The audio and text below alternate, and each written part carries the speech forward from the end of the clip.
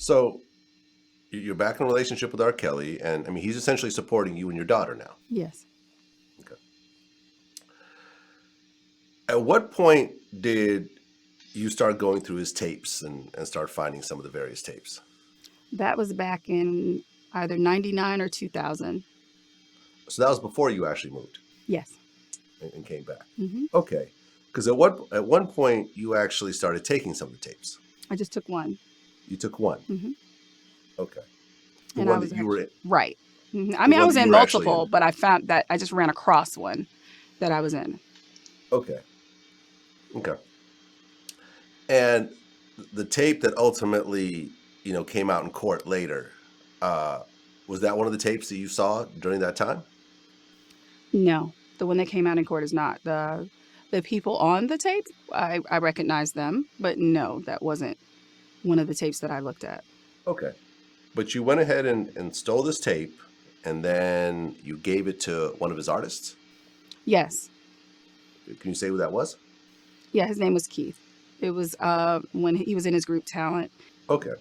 So now you have this tape. You gave it to one of his artists to hold. And this is before the charges and everything? Yes. Well, he had a, yeah, actually it was, wasn't it? Yeah, it was. Okay. And at one point, he finds out that you took that tape. Yeah, he did. He found Okay. out. And how did that go? That was in 2007. Yeah, he found out about it. And he actually asked me to come to Chicago.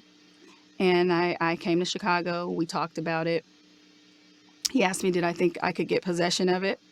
And I told him I did.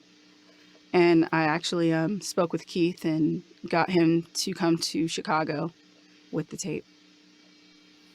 Okay. So I guess Kelly's lawyers said that you tried to get $300,000 for that tape.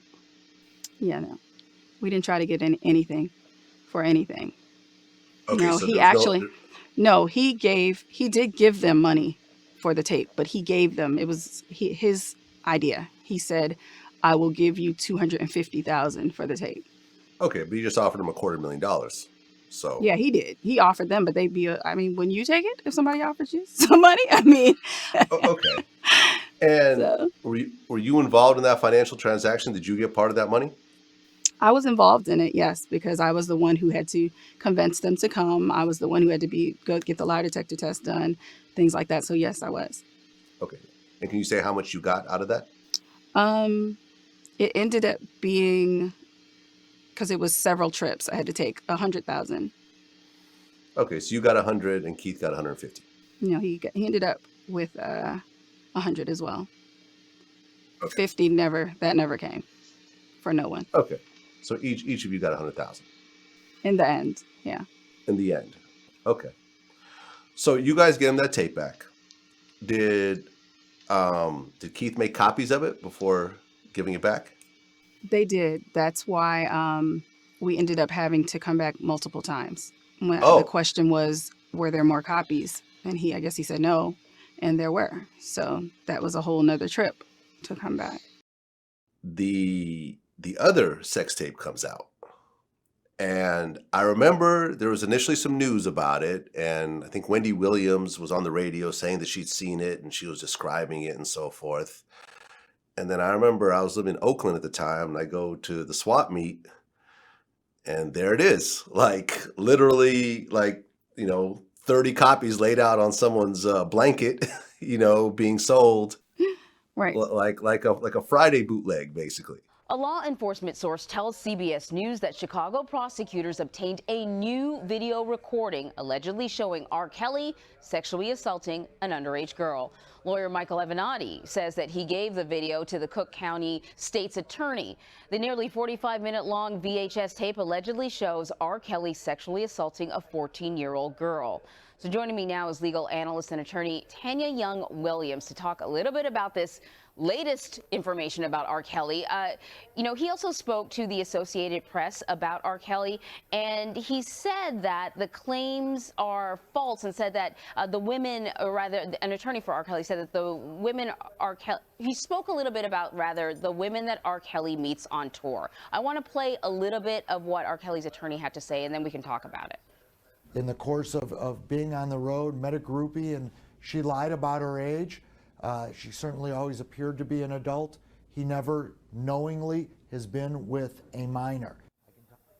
All right, so it seems like the defense is trying to sort of say that R. Kelly can't be held accountable for his actions if he was lied to about the ages of the women that he interacts with. Is that a viable defense? Good morning. Yes. Well, in Illinois, there is a defense when the victim is between the ages of 13 and 17, and the defendant did not know the victim's age. So that is a viable defense. So just to let people know in regards to this tape, it's true that Michael Avenatti, who is the lawyer for Stormy Daniels, he's the one that's bringing this tape forward. According to what we understand, reports are that CNN has also viewed this tape, so presuming they can verify that what Michael Avenatti says is indeed what's on the tape. Michael Avenatti says he's been investigating these claims for 10 months or so, and this video would still be under the statute of limitations in the state of Illinois. I want to just play a little bit more of what he had to say to our Jerika Duncan. Do you think that this could be the tape that leads to an arrest of R. Kelly? There's no question that not only could this tape lead to his arrest, it will lead to his arrest and his conviction and incarceration. This is a bombshell of epic proportions. I know that. Okay, so we have not seen the tape, right? But he certainly described, Avenatti has gone on record describing what he says it contains. Is he right? If it contains exactly what he says, which is, R. Kelly engaged in a sexual activity with a female that he seems to say he knows is 14, is this enough to get R. Kelly charged? And I mean, will he be seeing the inside of a courtroom?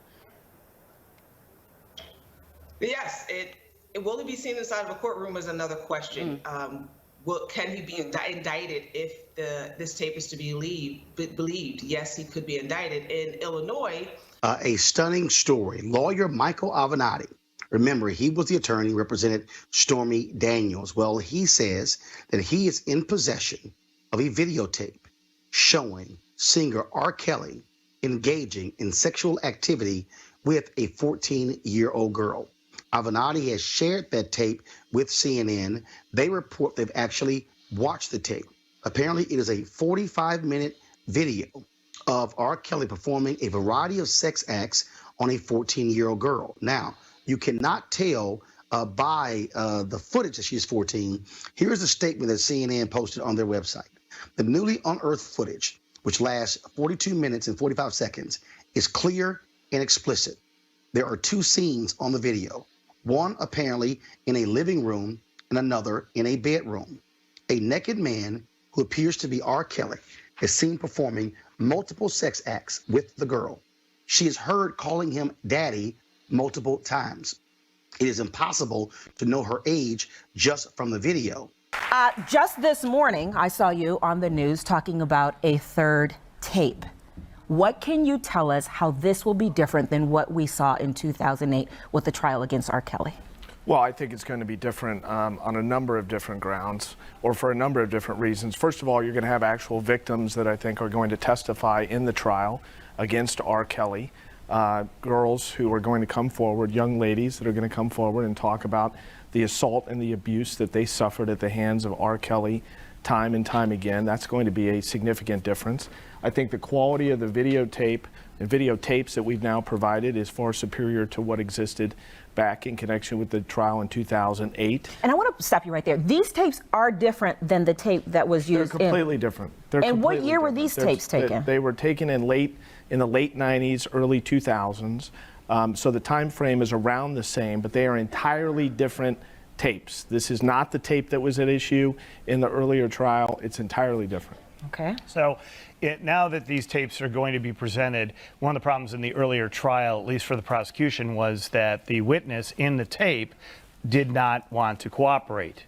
These witnesses and this witness in this tape that you presented, or maybe the two tapes you presented, will cooperate? Well, I'm not in a position to talk about specific witnesses, whether they're going to cooperate or not. But what I am going to tell you is this. The prosecutors don't need the witness in this tape, in my opinion, to cooperate, because the tape is so clear and it's concise as to a number of things. Number one, that it's R. Kelly. There's no question that it's R. Kelly in these tapes, no question whatsoever. Number two, there's no question as to the identity of the victim in the tapes, clear as day. Number three, repeatedly on the tapes, R. Kelly and the victim refer to her as only being 14 years of age. In fact, it appears that Mr. Kelly, this is a fetish that he has, that he likes to hear while he's engaged in these sexual assaults, that these girls are underage, based on the content of the tape. So this is a bombshell piece of evidence that we turned over a few weeks ago. I think the tape today is another bombshell piece of evidence. Thank you for coming today. I'm Attorney Gloria Allred. I'll be reading a statement, and then this is Gary Dennis, and he will be reading a statement. And this is Sally, his wife. She will not be providing a statement, but she's here in support of her husband. Today I'm here with two people who are willing to speak out because they want to be sure that anyone who has evidence that may be relevant to the criminal investigation of R. Kelly takes the right steps to provide potential evidence to the authorities. Gary Dennis has been married to his wife Sally for 27 years. They have 2 adult daughters, and they care deeply about protecting children. Recently, they were horrified to discover that in a box of old VHS tapes, there was a VHS tape of what appeared to be R. Kelly sexually abusing children. Prior to learning that such a tape was in their possession, Sally had viewed the Lifetime documentary called Surviving R. Kelly. She was very emotionally disturbed by what the women in the documentary alleged had happened to them after they met R. Kelly. Sometime after that, Sally and her husband discovered to their surprise that they had a VHS tape that could be helpful in learning what had happened to these young girls who had come into contact with R. Kelly. Sally and Gary felt that they had a moral duty to provide the tape to law enforcement. They contacted me, and I facilitated the transfer of this potential evidence to investigators. I believe that there are other tapes in circulation, and that individuals who possess them may be reluctant to admit that they have possession of them. I would urge the public, however, to turn over these tapes, either by contacting me for a confidential conversation or by contacting law enforcement.